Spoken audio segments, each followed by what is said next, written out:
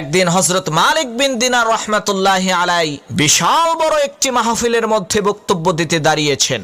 এমন সময় তার সামনে থাকা শ্রোতা মণ্ডলীর মধ্য থেকে একজন শ্রোতা দাঁড়িয়ে বলতে লাগলেন, হে মালিক বিন দিনার, আমরা আপনার বক্তব্য পরে শুনবো, আগে আপনি আমাদের এই প্রশ্নের উত্তর দিন। কয়েক বছর আগেও আমরা আপনাকে দেখেছি আপনি মাল খেয়ে টাল হয়ে রাস্তায় রাস্তায় ঘুরে বেড়ান। এমন কোনো আকাম কোকাম নাই যেটা আপনি করেন নাই। আপনি তো ছিলেন অশালীন আর গুনাহগার লোকদের অন্তর্ভুক্ত এক অন্ধকার জগতের পথযাত্রী। হুজুর, কোন জিনিস আপনাকে ওই অন্ধকার জাহান্নামের পথ থেকে এই জান্নাতের আলোর পথে নিয়ে আসলো? দয়া করে আমাদেরকে বলুন। তখন হযরত মালিক বিন দিনার রাহমাতুল্লাহি আলাইহি বললেন, ভাইরা আমার, আপনারা সবাই ঠিকই শুনেছেন, আমি আসলেও মদ্যপান করতাম। মদ খাওয়া ছাড়া আমার রাতের বেলায় ঘুম হতো না। একদিন রমজান মাসে শবে কদরের রাতে মদের দোকান বন্ধ ছিল। তখন আমি এক দোকানদারকে অনেক অনুরোধ করে এক বোতল মদ নিয়ে বাড়িতে এসে দেখতে পেলাম আমার স্ত্রী নামাজ আদায় করছে। আমি তখন আস্তে করে মদের বোতলটি টেবিলের উপরে রাখলাম। এমন সময় আমার 3 বছরের বাচ্চা মেয়েটি দৌড়ে আমার কাছে আসার সময় টেবিলের সাথে ধাক্কা লেগে মদের বোতলটি টেবিল থেকে পড়ে ভেঙে গেল। এই দৃশ্য দেখে আমার সেই অবুঝ বাচ্চা মেয়েটি খিলখিল করে হাসতে লাগলো। আমি আমার সেই মেয়েটিকে অনেক ভালোবাসতাম, তাই আমি তাকে কিছুই বললাম না। সেই ভাঙা মদের বোতল ফেলে দিয়ে ঘুমিয়ে গেলাম। সেই রাতে আমার আর মদ খাওয়া হলো না। এরপর কেটে গেল 1 বছর।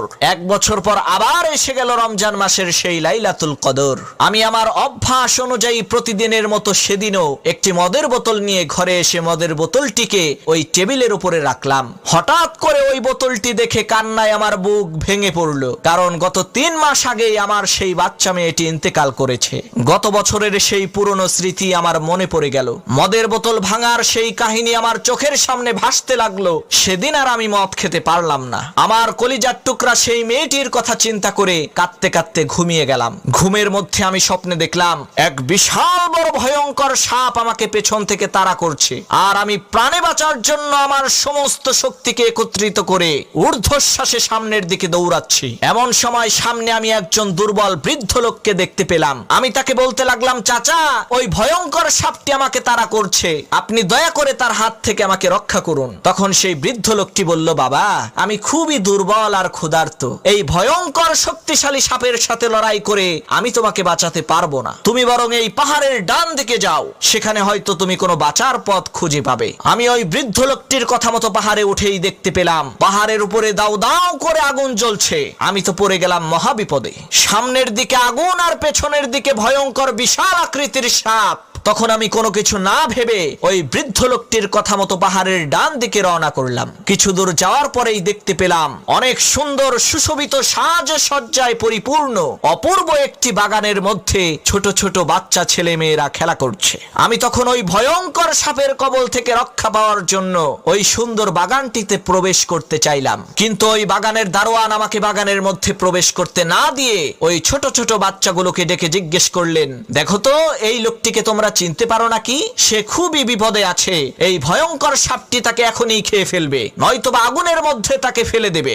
দারোয়ানের কথা মতো ওই বাচ্চাগুলো ছুটে এলো আমাকে দেখার জন্য। ওই ছোট ছোট বাচ্চাগুলোর মধ্যে 3 মাস আগে মারা যাওয়া আমার সেই কলিজার টুকরা মেয়েটাও ছিল। আমাকে দেখা মাত্রই আমার সেই মেয়ে আমাকে ডান হাত দিয়ে জড়িয়ে ধরে বাম হাত দিয়ে ওই ভয়ঙ্কর বিশাল আকৃতির সাপকে একটি থাপ্পড় দিল। কি আশ্চর্য বিষয়, ওই ছোট্ট মেয়ের থাপ্পড় খেয়ে ওই ভয়ঙ্কর সাপটি পালিয়ে গেল। তখন আমি অবাক হয়ে আমার ওই মেয়েকে জিজ্ঞেস করলাম, মাগো, তুমি ছোট্ট মানুষ, এত বিশাল ভয়ঙ্কর সাপ তোমাকে দেখে ভয় পেয়ে পালিয়ে গেল কেন?